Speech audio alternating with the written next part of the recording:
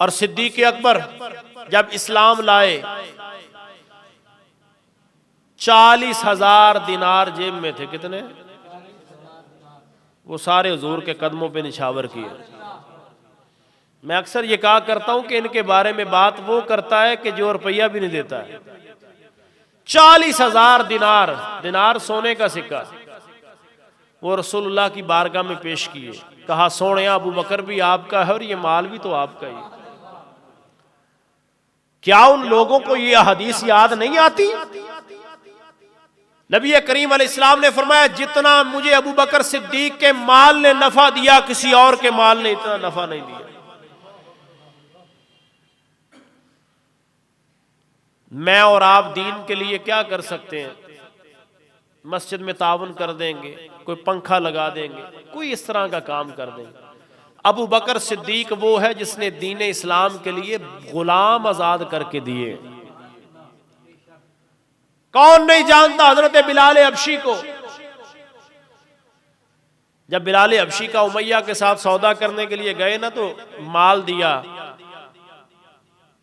तो उमैया ने कहा, उमैया बिन खल्फ ने, उसने कहा ए अबू बकर तू तो बड़ा बेहतरीन ताजर है, आज तो सौदा घाटे का नहीं किया, जरा सिद्दीकी वेड़े में बैठे आपको बात समझ आ जाएगी।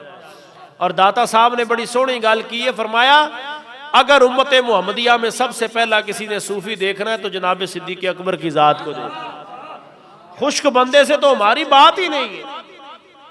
और अगर सफे सूफिया में से सिद्दीक को निकाल दिया जाए तो पीछे सूफी बचता ही कोई नहीं।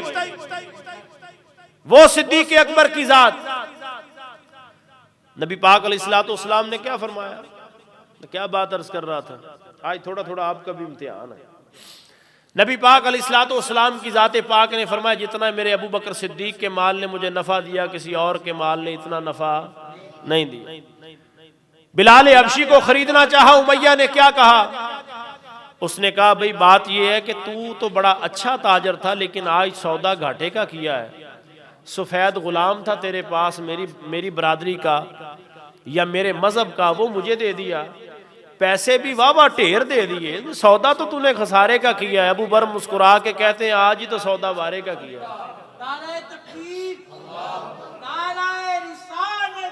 नहीं उसको होने दिया कि भाई मैंने तुझ पे खर्चा किया है। बल्कि सिद्दीक अकबर ने बिलाल का बाजू पकड़ के सीने से लगाया, फरमाया नजर झुका के नहीं, नजर उठा के अबू बकर को मिलना। जिस नबी का मैं गुलाम हूं तू भी उसी का गुलाम है। और रसूलुल्लाह की गुलामी ने समरात ये दिए कि उमर बिन खत्ताब जैसे भी मुसल्ले पे होते तो कहते सैयदना बिलाल है, हमारे सरदार बिलाल।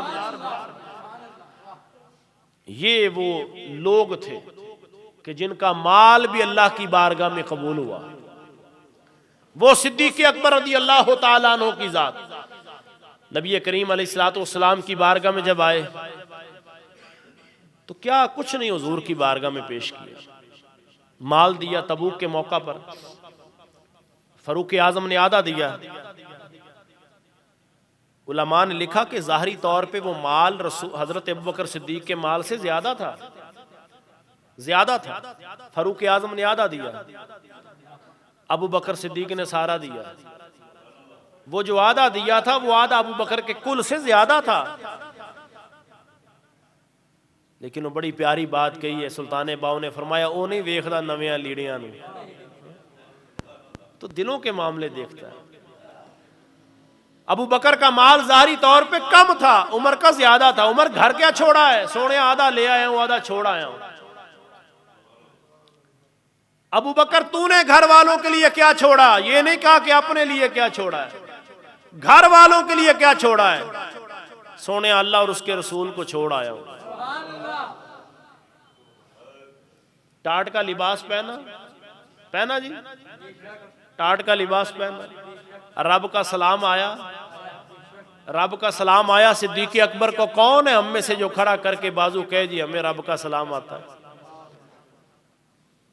कायनात के अंदर वो अबू बकर सिद्दीक की जात है जिसको सोना मोहम्मद फरमाते हैं अबू बकर तुझे रब का सलाम भी है। और रब सोना तुझसे पूछता है बताओ तो सही तू रब पे राजी भी है कि नहीं है?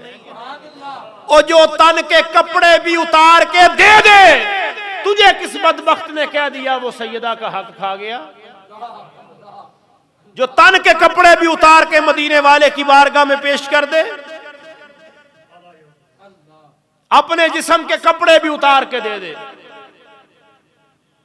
और फिर ये अर्ज करे कि जे सोना मेरे दुख विच राजी ते मैं सुख नो चुल्हे डावा। यार फरीदा जे कल मिल जाए सोना तो मैं रो रो हाल सुनावा।